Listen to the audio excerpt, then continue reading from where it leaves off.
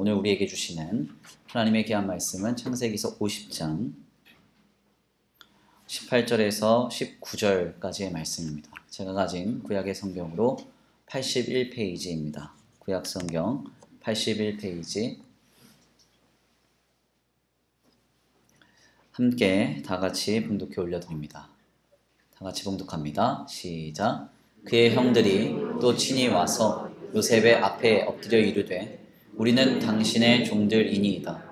요셉이 그들에게 이르되 두려워하지 마소서. 내가 하나님을 대신하리이까. 아멘. 할렐루야. 네, 할렐루야. 네, 오늘도 하나님의 예비하신 귀한 은혜가 있는 줄 믿습니다. 귀한 시간 하나님의 은혜로 새롭게 되시고 하나님의 귀한 말씀 가운데 힘을 얻고 변화받는 귀한 시간 되시길 간절히 축원합니다. 우리 옆에 계신 분들과 함께 인사하겠습니다. 다 잘 되고 있습니다. 하나님이 하십니다. 시작. 다 잘 되고 있습니다. 하나님이 하십니다. 아멘. 다시 한번 믿음으로 선포합니다. 하나님이 하십니다. 반드시 역사하십니다. 시작. 하나님이 하십니다. 반드시 역사하십니다. 아멘. 오늘도 우리에게 반드시 역사하실 주님을 기대합니다. 오늘은 귀한 시간, 귀한 말씀을 통하여서 내가 하나님을 대신하리이까, 내가 하나님을 대신하리이까 라는 제목으로 하나님의 귀한 말씀을 함께 나누고자 합니다.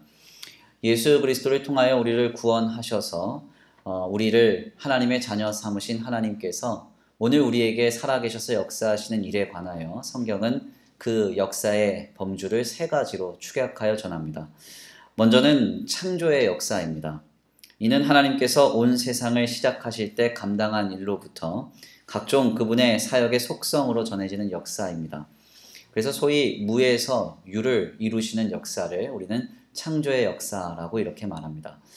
이는 우리가 구약의 역사를 좀 살펴보면 천지창조의 역사의 현장에서 이것을 확인할 수 있고, 더 나아가서 사르밧 과부의 집에서 기름병에 기름이 끊기지 않고 가루병에 가루가 끊이지 않았던 역사, 더 나아가서 신약 성경의 말씀에서 어린아이의 도시락으로 남자만 5,000명을 먹이셨던 오병이어의 기적의 역사의 현장에서 주님의 이 창조의 사역을 우리가 확인할 수가 있습니다. 그래서 우리는 이 창조의 하나님을 창조주 되신다, 이렇게 신앙으로 고백합니다. 두 번째로 우리 하나님께서 하시는 일은 구원입니다. 이는 죄와 사망의 비참에 빠진 하나님의 백성들을 향한 주님의 가장 적극적인 사역입니다. 실상 이 일을 위해서 우리 하나님은 그 자신이 피조물이 되셔서 친히 인카네이션, 그러니까 성육신 하셔서 이 땅에 오시고 우리를 위하여 죽으셨을 만큼 주님이 가장 심혈을 기울여서 몰입하시고 집중하시는 사역이라고 할 수가 있겠습니다. 그래서 우리는 이 하나님을 고백할 때 우리 하나님은 우리의 구원자 되신다, 이렇게 말합니다. 마지막으로는 이제 심판입니다. 심판은 하나님께서 시작하신 역사가 하나님께서 맞춰짐으로 귀결되는 것을 의미하는데요. 주님은 하나님 안에서 구원받은 성도들에게는 영원한 영광을 주시고 그렇지 않은 세상과 비그리스도인들에게는 영원한 형벌을 내리시면서 각각 그들은 이제 마지막 날 하나님의 심판대 앞에 서서 판결을 받아야 한다라고 이렇게 성경에서 주님의 모습을 전합니다. 그래서 우리는 마지막으로 주님을 고백할 때 우리 하나님은 심판주 되신다, 이렇게 고백을 하죠. 실상 이렇게 우리가 주님의 사역을 창조와 구원 그리고 심판이라는 세 가지 범주로 축약하여 볼 때 오늘 우리에게 생겨나는 문제 중 하나는 이와 같은 주님의 사역이 오늘의 현실을 살아가는 우리 성도들에게 명확하게 와닿지 않는다는 점입니다. 하나님이 창조하셨다고 합니다. 그런데 그 창조주 하나님의 사역이 지금 나의 삶과는 그다지 깊은 관련이 없어 보입니다. 주님이 구원하셨답니다. 그런데 그 구원은 이미 예수 그리스도를 통하여 이루신 하나님의 사역으로서 작금의 현실과는 동떨어진 사역처럼 보입니다. 더 나아가 심판 역시도 주님의 재림에 과도하게 몰입되어서 비정상적인 사고를 하거나 혹은 여기서 그 반대로 아예 심판에는 전혀 관심을 두지 않은 채 심판은 나와 상관없는 것처럼 지내곤 하는 것입니다. 그래서 실상 하나님의 사역인 창조와 구원 그리고 심판을 좀 더 분명하게 실감하기 위해서는 이것을 우리는 조금 다른 표현으로 다시 재정리할 필요가 있습니다. 그렇게 해야만 오늘 우리 하나님께서 오늘 우리에게 하시는 일에 관하여 다르게 체감하고 느낄 수 있기 때문이죠. 그래서 먼저 하나님의 첫 번째 사역인 창조의 다른 표현을 우리가 생각해 보자면 이것은 하나님의 전능하심이라고 말할 수 있겠습니다. 창조는 감히 인간이 흉내낼 수 없는 하나님의 영역입니다. 아무리 우리가 가진 기술과 힘, 능력이 고도로 발달한다 하더라도 인간은 결코 창조할 수 없습니다. 아무리 크나큰 혁신이 있다 하더라도 그것은 유에서 유를 이루는 것이지 무에서 유를 이루는 것은 하나도 없음을 우리는 분명히 알아야 합니다. 결국 하나님을 우리가 창조주로 바라고 신앙한다는 것은 모든 상황 속에서 못하실 일이 없으신 전능하신 하나님의 사역을 기대한다는 뜻이 됩니다. 그래서 사람이 감히 예상할 수 없고 세상이 기대할 수 없는 일을 이루시는 하나님의 사역이 바로 창조주 되시는 주님의 역사인 것입니다. 그렇기 때문에 하나님의 사역인 창조는 결국 우리의 삶과 멀리 떨어진 일이 아닙니다. 혹은 원역사의 시작 시에 주님이 감당하신 천지 창조에만 국한된 일도 아닙니다. 지금도 살아계셔서 내 삶에 찾아오사 감히 예상할 수 없고 감히 상상할 수 없는 하나님의 놀라운 역사가 우리에게 이루어지는 것이 바로 하나님 안에서 거룩한 하나님의 창조의 사역인 것입니다. 오늘도 그 창조의 하나님께서 오늘 우리의 삶에 찾아오사 하나님의 전능하심으로 역사하시기를 간절히 축원합니다. 두 번째로 하나님의 사역인 구원의 다른 표현은 자유입니다. 여기서의 자유란 모든 것으로부터의 자유로서 결국 인간이 해결할 수 없는 문제인 죽음까지도 자유케 되는 일을 말합니다. 인간은 자기 스스로의 것으로부터 진정한 자유를 누릴 수 없습니다. 그래서 물질이 공고한 분들은 가끔 내 형편이 이 정도만 좋아지면 내가 정말 편안할 텐데 정말 행복할 텐데 어떤 것도 나를 결박하지 않고 평안을 누릴 텐데 이렇게 생각하시겠지만 우리가 부러워하는 누군가의 삶의 자리를 잘 들여다보면 그 누군가 역시도 이러저러한 문제로 많은 부분 번민하고 고민하고 있음을 확인할 수 있습니다. 저 역시 목회 초기에는 내 목회 현장이 이 정도만 되면 정말 편하겠다 이렇게 생각했습니다. 재정이 이 정도 수준만 되면 아무 걱정 없겠다 이렇게 생각했습니다. 그런데 되어보니까 아닙니다. 여전히 문제 가운데 있고 저 역시 여전히 자유하지 못합니다. 그러나 우리로 세상이 줄 수 없는 자유를 허락하시는 분이 계십니다. 그분이 누구신가? 바로 예수 그리스도를 통하여 나를 구원하신 우리의 구원자 되시는 하나님이십니다. 하나님이 우리에게 오셔서 세상이 줄 수 없는 평강을 주십니다. 에이렌에 우리 안에 있는 모든 전쟁을 그치게 하십니다. 샬롬, 주님의 구원으로 말미암아 우리를 몰감매던 모든 것으로부터 우리를 자유하게 하시는 것입니다.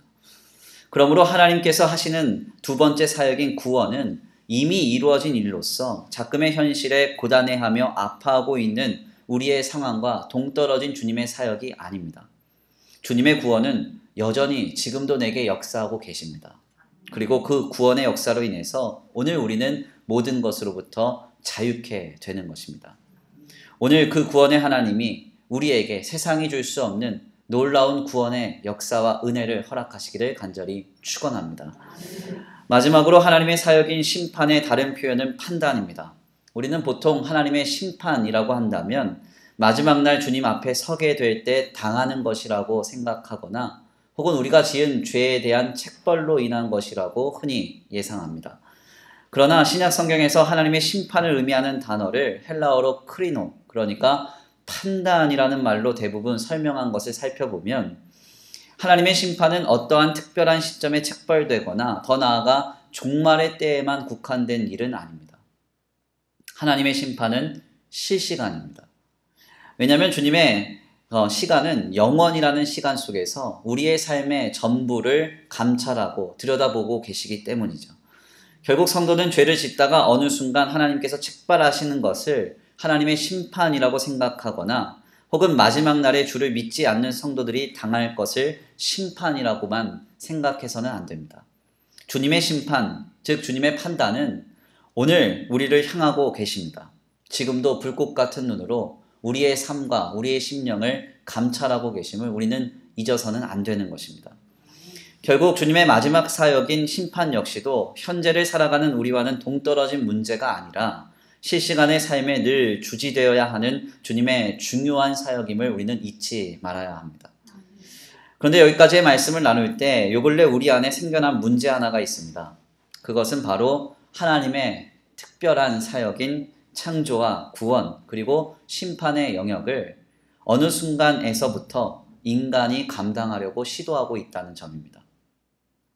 본래 창조라는 말은 서구 사회에서 19세기 말까지만 하더라도 일반적으로는 전혀 사용되지 않았던 말입니다. 그래서 독일어의 크리에이티비타트, 영어의 크리에이티비티라는 이 말이 일상적 용어가 되기 시작한 것은 불과 19세기 후반에 이르러서입니다. 그 전까지는 오직 이것을 신의 천지창조와 관련된 말로 사용하거나 혹은 하나님의 사역에 관련된 말로만 이 단어를 사용했습니다. 우리나라에서도 역시 창조라는 말이 사용된 지는 얼마 되지 않았습니다. 본래 한자말로 창조라는 이 표현은 1897년 일본에서 간행된 게이오 재판 영일 대역 사전에서 크리에이티비티라는 이 말의 번역어로 사용되기 시작한 것이 창조입니다. 이 말을 우리나라가 19세기 말 20세기 초에 일본의 식민지 과정을 좀 거치면서 우리도 사용하기 시작합니다.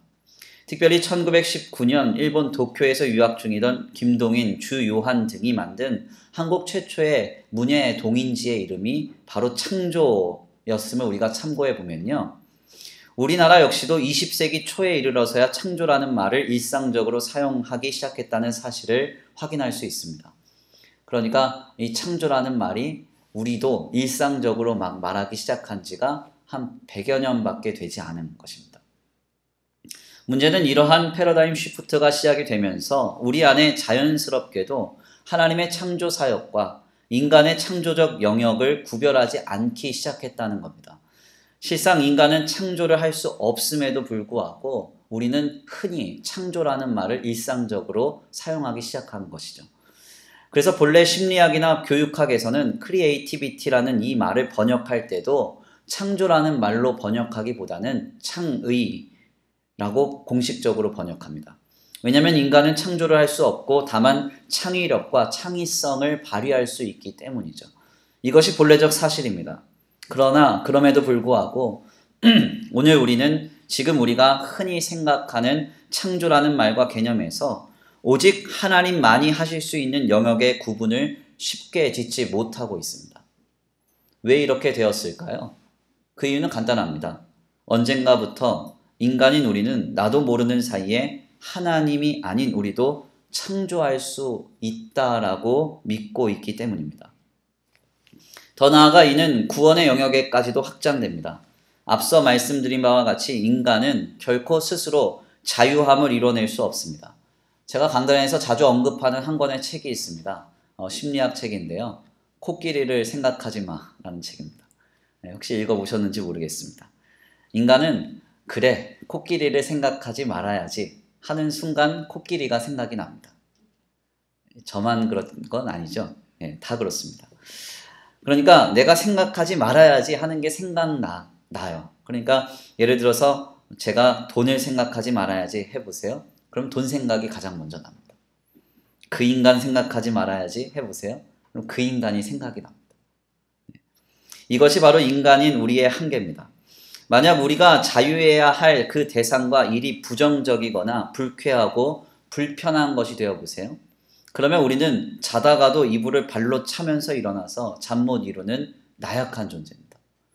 자유하고 싶으면 자유하고 싶을수록 오히려 그 자유하고 싶은 것에 더 갇히는 것이 오늘 우리의 모습입니다. 그런데 오늘 우리의 시대가 주는 메시지는 어떻습니까? 이 시대는 이러한 메시지를 쏟아놓습니다. 이 정도만 되면 자유할 수 있다. 이런 수준과 이 정도 소유만 갖추면 모든 것으로부터 편안함을 누릴 수 있다. 행복할 수 있다. 아무 걱정과 아무 불안과 아무 염려가 다 사라지게 된다. 그것이 소유이든 사람이든 아니면 다른 것이든 어떤 가치를 앞에 두고 이것을 이루고 성취하면 모든 것으로부터 자유할 수 있다는 메시지가 이 시대 가운데 우리에게 계속적으로 도전되고 전해지고 있는 것입니다. 왜 이런 메시지와 사인이 이 시대 가운데 난무할까요? 그 이유는 간단합니다. 언제부터인가 인간은 우리도 모르는 사이에 우리 스스로를 구원할 수 있다라고 믿고 있기 때문입니다. 마지막으로 하나님의 사역인 심판은 실상 인간이 가장 하나님 흉내를 많이 내는 영역입니다. 인간은 인간을 심판할 권리가 없습니다. 물론 이 말을 오해하지 마세요. 어떤 범죄자가 저지른 죄에 대한 책임을 물을 수 없다. 이 말은 아닙니다. 죄에 대한 책임은 사회적 공권력 안에서 그 제도적 절차를 따라서 우리는 마땅히 그 죄의 책임을 물어야 합니다. 그러나 하나님은 우리 스스로가 각자의 판단에 따라 보복하거나 어떠한 개인을 우리 나름대로 정죄하거나 판단하며 심판할 권리를 전혀 주지 않으셨습니다. 어떻게 해야 되는가? 성도는 모든 순간에 판단의 권리를, 심판의 권리를 하나님께 맡겨야 합니다. 아멘입니까? 다윗을 보십시오. 다윗이 사울 왕을 2번이나 죽일 수 있는 기회를 얻었음에도 불구하고 그가 고백한 말은 다른 것이 아니었습니다. 여호와의 기름 부음 받은 종을 내가 어찌 죽일 수 있느냐. 이렇게 그가 고백합니다. 여기서 중요한 말은 사울이 여호와의 기름 부음을 받은 종이었다는 그 내용이 아닙니다. 내가 어찌하여 죽일 수 있습니까? 라는 이 말입니다. 내가 죽일 수 없다는 말은 결국 누가 하셔야 된다는 겁니까? 다윗의 모든 어려움과 수고, 고난과 수치를 아시는 하나님께서 친히 하셔야 된다는 이야기입니다. 즉 다윗은 하나님이 모든 상황 가운데 판단하고 계시며 심판하실 것임을 믿었던 것이죠. 다윗은 하나님이 심판하실 때까지 자신은 기다리고 인내하겠다고 고백했던 것입니다. 오늘날 우리의 주변을 보면 자신이 마치 하나님인 양 심판과 판단을 쉽게 자행하는 사람들의 모습을 왕왕 볼 수 있습니다. 그러나 이것은 굉장히 위험합니다. 왜냐하면 우리의 감각과 우리의 지성과 그리고 우리의 판단은 자기라고 하는 한계에 갇혀 있기 때문에 그렇습니다. 제가 언젠가 구역 카톡방을 통해서 함께 나누었던 내용입니다. 현역 간호사인 드레이커 머레이 MC 패든이 올린 글을 번역한 내용인데요. 잠시 그 내용을 나눠보겠습니다. 이 현역 간호사인 이 드레이커 머레이 MC 패든이 이런 이야기를 전해요. 한 소년이 교통사고를 당해서 응급실로 이렇게 실려왔답니다. 병원의 응급실 담당자는요, 상황을 보니까 너무 위중하고 급한 거예요. 그래서 바로 수술을 들어가야 되겠다고 의사를 찾았습니다. 그런데 그 수술을 감당할 수 있는 의사가 없는 것입니다. 그래서 급하게 전화를 했습니다. 이 전화를 받은 의사는 최대한 빨리 병원에 달려왔죠. 그런데 급하게 병원에 도착한 의사를 보자마자 사고를 당한 소년의 아버지가 병원 복도에 기다리고 있다가 막 의사에게 소리를 지르고 항의합니다. 도대체 왜 이제 오는 거냐? 내 아들이 이토록 생명이 위독하다는 사실을 몰랐느냐? 그러면서 막 그를 질책합니다. 당신이 책임감 있는 의사가 맞습니까? 그때 의사가 미소를 지으면서 이렇게 얘기합니다. 죄송합니다. 제가 마침 병원에 없었습니다. 병원에서 전화를 받고 급하게 달려온 것이니까 침착하시고 좀 기다려 주십시오. 이렇게 얘기했습니다. 그랬더니 소년의 아버지가 분을 삭히지 못하고 더 강하게 항변하는 겁니다. 아니 자식이 이렇게 됐는데 진정하라는 게 말이 되냐고. 그러면서 막 그를 질책하고 화를 냅니다. 그러자 의사는 다시금 친절한 미소를 지으면서 이렇게 말했습니다. 성경에서 욥이 말한 것을 들려드리겠습니다. 우리가 흙에서 왔으니 흙으로 돌아가리라. 하나님의 이름이 찬양을 받으리로다. 그렇습니다. 의사들이 사람의 생명을 연장시킬 수는 없습니다. 가셔서 아들을 위해 기도하세요. 우리는 하나님의 은혜로 최선을 다할 것입니다. 그렇게 말했습니다. 이 말을 들으니까 아버지가 더 화가 난 거예요. 그래서 막 불평을 쏟아내면서 내가 그런 충고를 들을 정신이 어딨냐고. 지금이 어떤 시간인데 그따위 충고를 하고 있냐고. 그러면서 막 화를 냈습니다. 결국 수술실에 여차저차 들어간 의사는 대여섯 시간 걸리는 어려운 수술을 잘 마쳤고요. 나오자마자 아버지에게 이렇게 말했습니다. 걱정하지 마세요. 수술이 잘 되어서 당신의 아들은 살아났습니다. 그리고는 아버지에게 대답할 여유도 주지 않은 채 병원을 빠져나가면서 혹시 물어볼 것이 있으면 간호사한테 물어보세요. 그러고선 확 나가버렸습니다. 그랬더니 이 소년의 아버지가 너무 더 화가 나서 아니 저 의사는 원래 저렇게 교만합니까? 그렇게 하면서 막 따지는 거죠. 간호사한테. 그러면서 이제 막 또 불평하고 원망을 하니까요. 간호사가 울면서 이런 얘기를 했다는 거예요. 의사 선생님의 아들이 어제 교통사고로 죽었습니다. 당신의 아들의 수술 때문에 우리가 긴급 전화를 했을 때 그분은 자기 아들을 묘지에서 장례하던 중이었습니다. 이제 당신 아들의 생명을 구했기 때문에 의사 선생님은 자기 아들의 장례를 마치기 위해 급하게 달려간 것입니다. 어떻습니까? 네. 인상적인 내용이죠. 이 내용을 전하면서요, 현직 간호사인 드레이커 머레이 MC 파헤든이 이런 말을 덧붙입니다. 다른 사람을 쉽게 판단하지 마세요. 여러분은 그 사람의 삶이 지금 어떤 상태에 있는지, 어떤 일들이 일어나고 있는지, 어떤 일들을 겪고 있는지 모르잖아요. 우리가 보는 것은 자기라는 한계를 통해서 보는 것입니다. 내가 감각하고 느끼는 것은 자기라는 한계에 갇혀서 그걸 감각하고 느끼는 거예요. 내가 보는 게 전부입니까? 내가 판단하는 게 전부입니까? 그걸 갖고 심판한다고요? 굉장히 위험한 것이죠. 저는 가끔 목회를 하면서 성도들의 이러저러한 모습을 보고 이러저러한 내용들을 전달받거나 혹은 내가 보고 경험할 때가 있습니다. 그러나 그때 함부로 정죄하거나 판단하지 않는 이유는 단순합니다. 저는 하나님이 아니기 때문에. 저분이 왜 저런 행동을 하고 저런 이상적인 신앙의 모습을 보이는지 내가 다 알 수 없기 때문입니다. 그런 모습을 발견하게 하신 이유는 간단하죠. 그를 위해서 우리가 기도하고, 아멘입니까? 더 사랑해 주라고 주님이 발견하게 하신 건 아니겠습니까? 우리가 누군가를 쉽게 판단할 수 있을까요? 그럴 수 없습니다. 우리가 과연 누구를 심판할 수 있겠습니까? 죄송한 이야기지만 우리는 나 자신 하나도 제대로 판단 못합니다.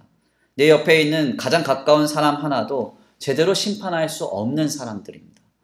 그러므로 우리는 우리의 삶의 모든 판단과 심판을 오직 하나님께 내어 맡겨야 하는 것입니다. 아멘입니까? 오늘날 이렇게 하나님의 특별한 사역인 창조와 구원 그리고 심판의 영역이 인간이 감당할 만한 사역으로 치부되고 있다는 사실은 오늘날 우리가 살아가는 이 시대의 시류가 하나님을 떠나 죄로 물들어가고 있다는 것을 의미합니다. 태초에 아담과 하와의 범죄가 어떻게 시작되었을까요? 뱀이 하와를 미혹하면서 이렇게 얘기했습니다. 하나님이 선악과를 먹지 말라더냐? 결단코 먹어도 죽지 아니하리라. 먹으면 네 눈이 밝아져 하나님처럼 되리라. 이렇게 말했습니다. 내 눈이 밝아져 하나님처럼 되리라. 이 말에 하와는 선악과를 따먹는 죄를 범했고 이 말을 전달받은 아담 역시도 동일하게 범죄했습니다. 태초에 아담과 하와의 범죄는 하나님처럼 되고 싶은 그들의 마음으로 인함이었습니다. 우리도 충분히 할 수 있다. 우리 스스로 충분히 해결할 수 있다. 우리도 창조할 수 있고 우리도 우리 스스로를 구원할 수 있고 우리도 심판하며 충분히 판단할 수 있다. 이러한 마음은 반드시 우리로 하여금 죄로 치닫게 만듭니다. 그리고는 이 죄는 반드시 우리로 하나님으로부터 멀어지게 만드는 것입니다. 그렇다면 우리는 어떻게 해야 할까요? 어떻게 하면 이 마음을 우리는 경계하고 이 마음에서 우리는 떠나 하나님 안에서 아름다운 신앙을 견지할 수 있을까요? 오늘 본문 말씀에서 그 해답이 있습니다. 오늘 본문의 말씀은 요셉에게 찾아온 그의 형들이 요셉에게 지난날 지은 죄와 과오를 고백하면서 요셉의 종이 되겠다고 하자 요셉이 그의 형들에게 답변한 내용을 우리에게 전합니다. 오늘 본문 말씀 18절에서 19절인데요. 우리 함께 다시 한번 봉독해 올려드립니다. 오늘 본문 말씀 18절에서 19절입니다. 우리 함께 다 같이 봉독합니다. 시작. 그의 형들이 또 친히 와서 요셉의 앞에 엎드려 이르되 우리는 당신의 종들이니까. 요셉이 그들에게 이르되 두려워하지 마소서. 내가 하나님을 의지하리이다. 아멘. 오늘 본문 말씀 18절에서 19절 말씀을 보면 지난날의 죄로 인해서 자신의 종이 되겠다고 말하는 형들에게 요셉이 이렇게 말합니다. 두려워하지 마소서. 내가 하나님을 대신하리이까. 두려워하지 마소서. 내가 하나님을 대신하리이까. 이 고백은 굉장히 중요한 내용을 함의하고 있습니다. 여기서 우리말로 내가 하나님을 대신하리이까 할 때 이 대신하다라는 이 말, 히브리말 타하트를 우리는 좀 주목할 필요가 있습니다. 여기서 사용된 히브리말 타하트는 본래 바닥을 뜻하는 말로서 원어적인 의미로는 아래라는 말을 뜻합니다. 그러니까 지금 요셉은 그의 형들에게 내가 당신들을 종으로 삼을 수 없습니다. 이렇게 고백하면서 이렇게 그 이유를 설명하는 것입니다. 나는 하나님 아래이기 때문입니다. 나는 하나님 아래이기 때문입니다. 이렇게 고백하고 있는 것입니다. 나는 하나님 아래이기 때문입니다. 이것이 얼마나 중요한 신앙의 고백인지 모릅니다. 지금 요셉은 애굽에서 가장 제일 가는 권세자입니다. 그의 손에는 바로의 인장반지가 끼어져 있고 그의 말 한마디에 애굽이라는 대국이 이리저리로 움직이기까지 합니다. 그러나 이토록 많은 권세와 소유와 능력과 힘을 가지고 있었음에도 불구하고 그는 분명한 신앙의 자기인식이 있었던 것이죠. 그래봐야 나는 하나님 아래다. 그래봐야 나는 하나님 아래다. 아멘입니까? 바로 이 놀라운 신앙의 자기인식이 그로 하여금 형들을 심판하지 않았고 그로 하여금 스스로를 자고하게 하지 않았던 것입니다. 당시 고대 이집트 사회는 권력자가 죽으면 스핑크스나 미이라를 만들어 놓고 그를 신격화하는 것이 일반적이었습니다. 그러나 요셉의 유언을 보십시오. 그가 뭐라고 말합니까? 나를 위하여 큰 무덤을 만들어 달라. 아니면 스핑크스처럼 큰 동상 만들고 나를 영원히 기억해 달라. 이렇게 고백합니까? 그렇지 않아요. 그가 말한 것은 하나님께서 당신들을 반드시 구원하시리니 내 해골을 메고 가나안 땅에서 장사 지내달라 라고 하는 아주 작은 신앙의 부탁이었습니다. 어느 집단이고 수십 년 동안 머물면 그들의 문화와 그들의 정서에 물이 들어버릴 것입니다. 저도 담임 목회를 막 시작했던 2012년 그 당시의 제 모습에 비하면 제가 그간 비난하고 비판했던 잘못된 목회자들을 많이 닮아가고 있음에 때때로 소스라치게 놀랄 때가 많이 있습니다. 이는 요셉이라고 예외일 수 없습니다. 그도 인간이기 때문입니다. 그런데 십수년 동안, 아니 수십 년 동안 이 애굽 땅에서 권력자로 지내면서도 그의 신앙과 그의 마음의 바탕이 애굽식으로 물들지 않았던 이유가 어디 있을까요? 그가 어떻게 하나님 앞에 늘 겸손하게 참된 신앙으로 나아갈 수 있었던 그 이유가 무엇이겠습니까? 간단합니다. 그는 하나님과 자신의 차이를 분명하게 인식했기 때문입니다. 내가 하나님을 대신하리이까? 나는 하나님 아래입니다. 나는 하나님 아래입니다. 내가 아무리 많은 성취와 많은 힘과 많은 권력과 많은 소유를 가지고 있어도 나는 여전히 하나님 아래입니다. 창세기 강해가 마칠 때가 다 되어가면서 약 3년 5개월간 나누었던 창세기 강해의 내용을 조금씩 뒤돌아보고 있습니다. 그런데 성경의 내용은 참 특별한 것 같아요. 각각의 사건들이 전하는 개별성의 특성들의 메시지가 있습니다. 그렇지만 그 동시에 통일성의 메시지도 있습니다. 창세기 서두에서 태초에 하나님이 천지를 창조하시니라 라는 선포로 하나님의 말씀이 시작됐습니다. 이는 하나님은 하나님 되신다고 하는 분명한 선언이었습니다. 이렇게 하나님의 하나님 되심을 증거하며 시작한 창세기서의 말씀이 삶의 마지막 순간까지 내가 하나님을 대신하리이까? 내가 아무리 잘나고 아무리 많이 갖고 있고 아무리 많은 능력이 있어도 나는 여전히 하나님 아래입니다. 이렇게 고백하는 요셉의 신앙으로 귀결됩니다.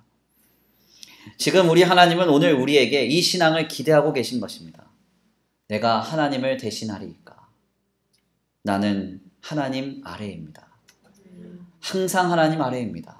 많이 가졌던지 많이 배웠던지 많은 것을 이루고 성취했던지 간에 나는 항상 여전히 하나님 아래입니다. 우리 하나님은 창조의 하나님이십니다. 그분은 전능하십니다. 그분이 하시고자 하시면 못하실 일이 없고 아니 될 일이 없는 줄 믿습니다. 또한 우리 하나님은 구원의 하나님이십니다. 오직 주님만이 우리에게 참 자유를 주실 수 있습니다. 모든 지각에 뛰어난 하나님의 평강이 그리스도 예수 안에서 우리의 마음과 생각을 지킬 때에야 우리는 세상이 줄 수 없는 진정한 자유를 누릴 수 있는 것입니다. 더 나아가 우리 하나님은 심판의 하나님이십니다. 지금도 이 세상과 우리를 쉬지 않고 불꽃 같은 눈동자로 감찰하시는 주님께서 오늘 우리와 이 땅을 다스리시고 통치하실 줄 믿습니다. 우리가 이 하나님 앞에서 할 일은 다른 것이 아닙니다. 우리가 이 하나님 앞에서 회복해야 할 신앙은 다른 모습이 아닙니다. 내가 하나님을 대신할 수 없습니다. 나는 항상 하나님 아래입니다. 주님만을 신앙합니다. 하나님은 나의 하나님 되십니다. 우리는 이렇게 고백할 뿐인 것입니다. 20세기 초에 세계적으로 유명했던 그리스의 문학가 한 사람이 있습니다. 니코스 카잔차스키라는 사람인데요. 이 사람이 쓴 책 중에 성자 프란체스코라는 책이 있습니다. 이 책에는 성도가 하나님 앞에서 어떤 자세로 서야 구원을 받을 수 있는지 탁월하게 비유하는 짧은 우화 하나가 우리에게 전해집니다. 그 내용을 간략하게 제가 설명하자면 이렇습니다. 옛날에 평생을 바쳐서 완전함에 도달하고자 애쓴 수도사 한 명이 있었습니다. 이 수도사는 그래서 자신이 가진 모든 재산을 가난한 사람들한테 나눠주고요. 평생을 고행하면서, 평생을 헌신하면서 일생을 살았습니다. 그러다가 사막으로 들어가서 밤새 기도를 하는 중에 죽음이 그에게 찾아왔습니다. 그런데 천국에 들어가는 문 앞에서요, 그 문을 두들긴 거예요, 이 수도사가. 그랬더니 천국 안에서 소리가 들리더랍니다. 거기 누구시오? 네, 이렇게 물어보더래요. 이 수도사는 당당하게 주님 앞에 이렇게 얘기했습니다. 네, 주님 접니다. 네, 이렇게 얘기했대요. 무슨 말이에요? 저 몰라요, 저. 문 여세요, 빨리 나왔어요. 이런 얘기죠. 그랬더니 그 문 안에서는요, 이런 소리가 거꾸로 들려왔답니다. 여기는 둘이 있을 자리가 없습니다. 돌아가세요. 그래서 이 수도사는 다시 살아났습니다. 그래서 또다시 이제 세상으로 돌아와서 더 열심히 고행하면서 많이 헌신하면서 또 사는데요. 그러다가 또다시 죽음이 찾아와서 천국에 갔습니다. 천국에 들어가서 문 앞에 섰는데 문 두들기니까 또 소리가 들려오는 거예요. 거기 누구십니까? 그래서 또 이 수도사는 더 당당하게 말했습니다. 네, 접니다. 저예요. 문 여세요. 이렇게 얘기했습니다. 그랬더니 또다시 문 안에서 말이 들려오기를 여기는 둘이 있을 자리가 없습니다. 돌아가세요. 그렇게 말이 들려오더래요. 결국 수도사는 또다시 살아나서 더 치열한 헌신과 고행을 거듭했습니다. 결국 100살이 넘어가지고 이제 죽음이 찾아왔어요. 어김없이 천국 문 앞에 서서 문을 두드립니다. 똑같은 음성이 들려오는 거예요. 거기 누구시오? 거기 누구십니까? 그때 수도사가 다급하게 이렇게 얘기했습니다. 주님입니다. 주님. 제가 고백할 것은 주님밖에 없습니다. 그랬더니 천국 문이 열렸다는 거예요. 이 예화는 우리에게 신앙의 분명한 태도를 교훈하는 것입니다. 성도는 자기를 앞세워서 무언가를 이루고 성취하기 위해서 신앙생활하는 것이 아닙니다. 더 나아가 하나님께로부터 복을 받아 마치 자신의 인생에 자기가 하나님인 양 의기양양하게 살다가 자기를 내세우며 인생을 살아가는 사람들도 아닙니다. 우리는 하나님을 대신할 수 없습니다. 우리는 언제까지나 하나님 아래이고 우리는 항상 하나님만을 앞세우고 하나님만을 드러내야 하는 것입니다. 오늘 우리의 삶을 통하여 오직 하나님만이 드러나고 하나님만이 증거되며 하나님만이 나타나지 않는다면 이는 하나님이 기뻐하시지 않는 성도의 삶임을 우리는 분명히 알아야 합니다. 그래서 사도 바울은 이렇게 그 내용을 우리에게 권면했습니다. 내가 그리스도와 함께 십자가에 못 박혔나니 이제는 내가 사는 것이 아니요 오직 내 안에 그리스도께서 사시는 것이라. 내가 사는 것이 아니라 하나님이 살아계신 하나님이 나와 함께 사시는 것이라. 또 이렇게 선포했습니다. 나의 나 된 것은 오직 하나님의 은혜로 된 것이라. 아멘입니까? 우리는 하나님을 대신할 수 없습니다. 나는 항상 하나님 아래에 있고 오직 우리의 삶으로는 오직 하나님 한 분만이 나야 함을 우리는 잊지 말아야 합니다. 내가 하나님을 대신하리이까? 나는 항상 하나님 아래입니다. 이 요셉의 고백이 오늘 우리의 고백이 되기를 간절히 축원합니다. 귀한 말씀을 정리하겠습니다. 오늘 우리는 요셉의 고백을 통해서 창세기서의 전부를 관통하는 거대한 신앙의 메시지를 발견합니다. 태초에 하나님이 천지를 창조하시니라. 하나님은 하나님이시라 라는 말로써 시작한 주님의 메시지가 나는 하나님을 대신할 수 없습니다. 나는 항상 하나님 아래입니다. 내가 아무리 많은 것을 갖고 많은 것을 이루고 많은 것을 또한 하나님 앞에 내세울 수 있다 할지라도 나는 여전히 하나님 아래입니다. 이렇게 고백하는 요셉의 신앙 고백으로 귀결됩니다. 오늘 우리의 모습은 어떻습니까?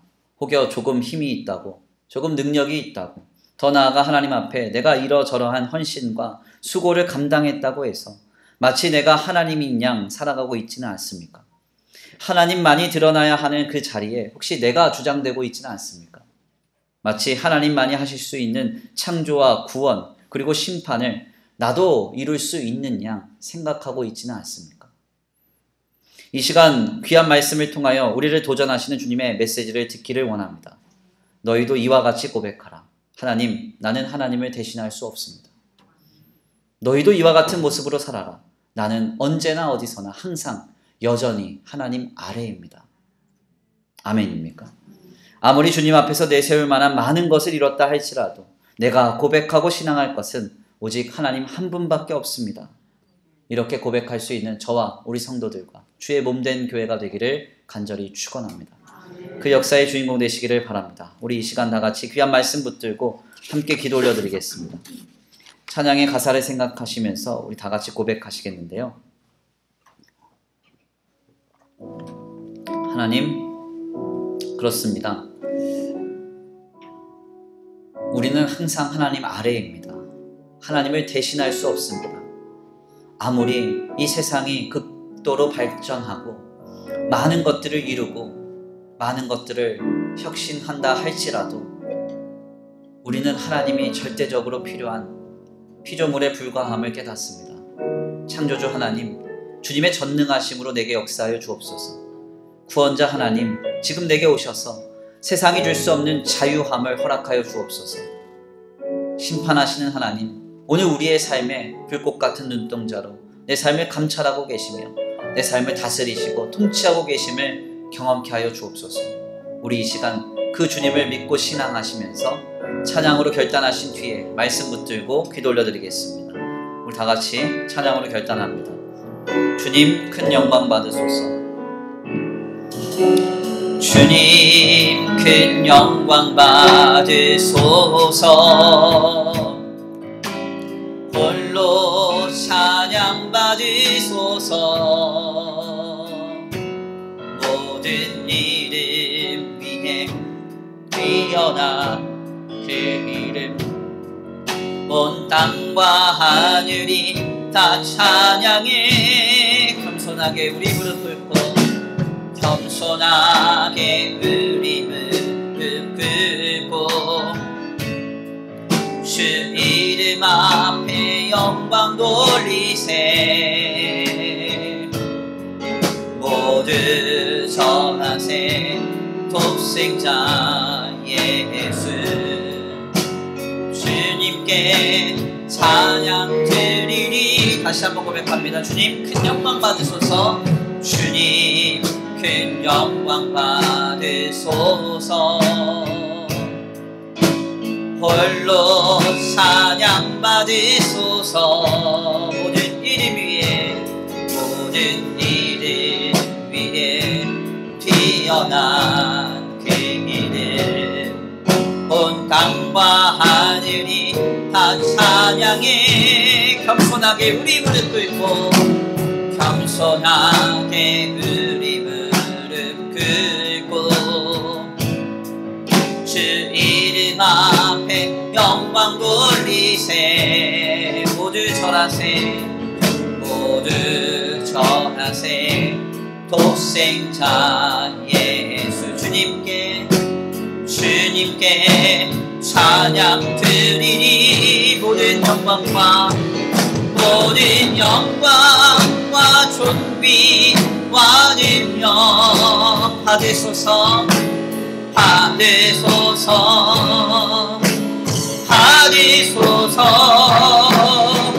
영광과 존귀와 능력 받으소서.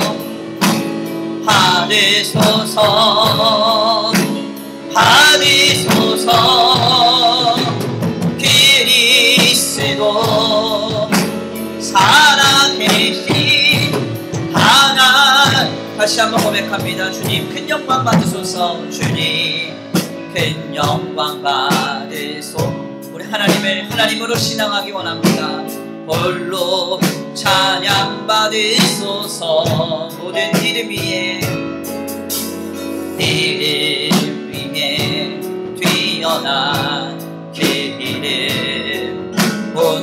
땅과 하늘이 다 찬양해. 겸손하게 우리 무릎 꿇고 겸손하게 우리 무릎 꿇고 주 이름 앞에 영광 돌리세. 모두 절하세. 모두 절하세. 독생자 예수 주님께 찬양 드리니 모든 영광과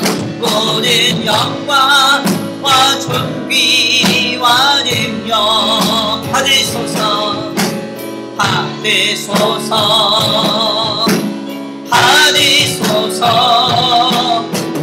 영광과 존귀와 능력 받으소서. 그리스도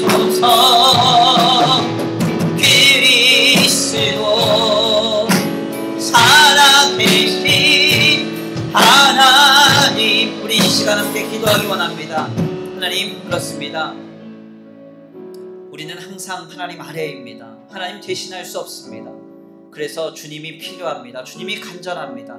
모든 상황 속에서 창조주 되신 주님이 역사하실 것을 기대하게 하시고, 구원자 되신 주님이 주실 그 놀라운 자유를 또한 신앙하게 하시고, 모든 것을 감찰하시며 판단하시는 주님 앞에 모든 것 내어 맡길 수 있는 우리의 삶과 신앙이 되게 하여 주시옵소서. 우리 이 시간 간구하고 소원하시면서 귀한 말씀 붙들고 주여 한번 부르시고 통성으로 기도 올려드립니다. 주여 한번 부르시고 기도합니다. 주여! 삶과 은혜가 많으신 하나님 감사합니다. 오늘 귀한 자리에 주님 앞에 나와 주의 귀한 말씀에 상복해 하시니 감사합니다. 하나님 그렇습니다. 하나님 그렇습니다. 우리는 하나님을 대신할 수 없습니다. 늘 하나님 아래입니다. 하나님의 전능하심이 아니고서는 우리는 오늘 우리의 삶에 아름답게 살아낼 수 없습니다. 하나님 주님 주시는 자유와 평강이 아니고서는 오늘 우리는 우리의 삶에 믿음으로 신앙으로 세워갈 수 없습니다. 하나님 지금 우리의 삶에 감찰하시며 판단하시는 주님께 내어 맡기지 않고서는 아버지 우리의 삶에 아름답게 세워갈 수 없습니다. 하나님 지금 창조주 되신 주님 우리에게 역사하여 주시고, 구원자 되신 주님 우리에게 역사하여 주시고, 심판자 되신 주님 우리의 삶에 역사하여 주옵소서. 아버지 내가 좀 힘이 있다 하여, 내가 좀 배웠다 하여, 내가 좀 가졌다 하여, 내가 좀 잃었다 하여 내가 하나님인 양 살아가지 않게 하시고, 아버지 하나님의 자리에 아버지 나를 놓지 않게 하시고, 내 주님 앞에 겸손히 엎드려 나는 하나님을 대신할 수 없나이다. 나는 내 하나님 아래입니다. 내 고백하면서 주님의 간절히 신앙할 수 있는 우리의 믿음이 될 수 있도록 주님 역사하여 주옵소서. 아버지 인도하여 주옵소서. 함께하여 주시옵소서. 주님 도우시고 인도하시지 믿습니다. 주님의 풍성하신 은혜와 사랑으로 우리를 덧입히시지 믿습니다. 역사하시지 믿습니다. 요셉처럼 내 하나님으로 신앙하게 하여 주옵소서. 하나님의 하나님으로 신앙하는 우리의 삶이 되길 원하는 하나님의 하나님으로 신앙하여 아버지 주님 앞에 내 겸손히 머리 숙이고, 주님 앞에 내 겸손히 머리 숙여 절반에 붙들고 의지할 수 있도록 주님 역사하여 주시옵소서. 아버지 도우시고 인도하실 줄 믿습니다. 함께하실 줄 믿습니다. 우리 신앙과 우리 삶에 새롭게 하실 줄 믿습니다. 하나님 함께하실 주님을 기대합니다. 역사하실 주님을 기대합니다. 지금 우리에게 임하여 주옵소서. 모든 영광과 존귀와 능력 받으소서.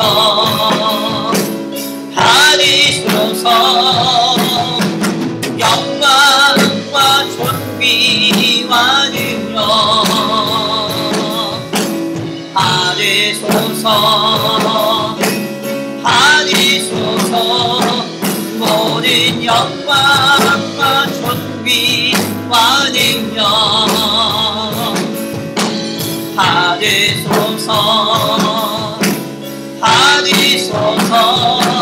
모든 영광과 존귀와 받으며 받으소서 받으소서 그리스도 살아계신 하나님. 아멘. 사랑과 은혜가 많으신 하나님 감사합니다. 오늘 귀한 자리로 주님 앞에 나와 요셉의 신앙을 귀한 말씀을 통하여 발견케 하시니 감사합니다. 하나님, 그렇습니다. 창조주 되신 하나님 앞에서, 구원자 되신 하나님 앞에서, 심판주 되신 하나님 앞에서 우리는 우리의 삶의 모든 순간에 하나님을 대신할 수 없음을 고백합니다. 나는 항상 하나님 아래이고 우리는 항상 하나님이 절박하고 필요함을 다시 한번 깨닫습니다. 창조주 되신 하나님, 지금 우리의 삶에 찾아오셔서 주님의 전능하심으로 역사하여 주옵소서.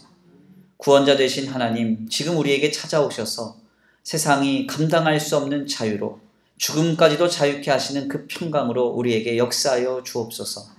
심판하시는 하나님, 모든 순간의 판단과 심판을 주님께 의탁하오니 주님 살아 계셔서 역사하시고 하나님의 섭리 가운데 우리의 삶을 통치하여 주시옵소서. 주님, 간절히 주님을 신앙합니다. 하나님, 이 시간 주님 안에서 우리의 마음과 생각을 지켜보아여 주시옵시고 우리의 신앙의 영역에 있어 무너진 부분이 있다면 회복시켜 주시옵시되 간절히 원하옵기는 항상 우리가 하나님 앞에서 어떤 위치에 서야 하는지를 분명히 알게 하시고 늘 하나님 아래에서 하나님만을 하나님으로 신앙할 수 있는 우리의 삶이 될 수 있도록 주님 역사하여 주시옵소서. 한 주간의 삶을 주님 앞에 의탁합니다. 하나님, 고단하고 엄혹한 삶의 현장 속에서 몸부림치는 우리 성도들을 불쌍히 여겨 주시옵시고 하나님의 풍성하신 은혜와 자비와 긍휼로 우리의 삶에 역사하여 주시옵시되 하나님의 전능하심으로 공급하여 주시옵시고 모두가 힘들다 하고 어렵다 하는 이 시국 가운데 주님의 놀라운 자유가 임하게 하여 주시옵소서. 더 나아가 하나님, 모든 순간에 감찰하시고 판단하셔서 우리의 삶을 합력하여 선으로 이루어주시는 놀라운 주님의 통치하심이 임하게 하여 주시옵소서. 주님 앞에 귀한 예배 가운데 나와 하나님 앞에 예물 올려드린 손길이 있습니다. 주님, 기억하여 주시고 아버지, 이 손길 위에 복의 복을 더하여 주셔서 이 예물 쓰여지는 곳곳마다 영혼과 생명이 살아나게 하시고 하나님의 나라와 예수의 복음을 위해서 쓰임받는 복된 예물 되게 하여 주시옵소서. 특별히 귀한 아버지 예물 드려진 손길 위에 복의 복을 더하여 주셔서 이삭이 흉년 속에서도 100배의 결실을 얻었던 복과 은혜가 더하여지게 하여 주시옵소서. 주님께서 함께 하시며 인도하실 줄 믿고 감사함을 올려드리오며 사랑과 은혜가 많으신 우리 구주 예수 그리스도의 이름으로 감사하며 기도 올려드립니다. 아멘. 이제는 우리 주 예수 그리스도의 은혜와 성부 하나님의 극진하신 사랑하심과 성령 하나님의 내주 교통하심이 오늘 귀한 예배 가운데 나와 요셉의 신앙을 결단하며 하나님을 오직 하나님으로 신앙하기로 결단하는 모든 성도들 머리 위에 이제로부터 영원토록 함께 있을지어다.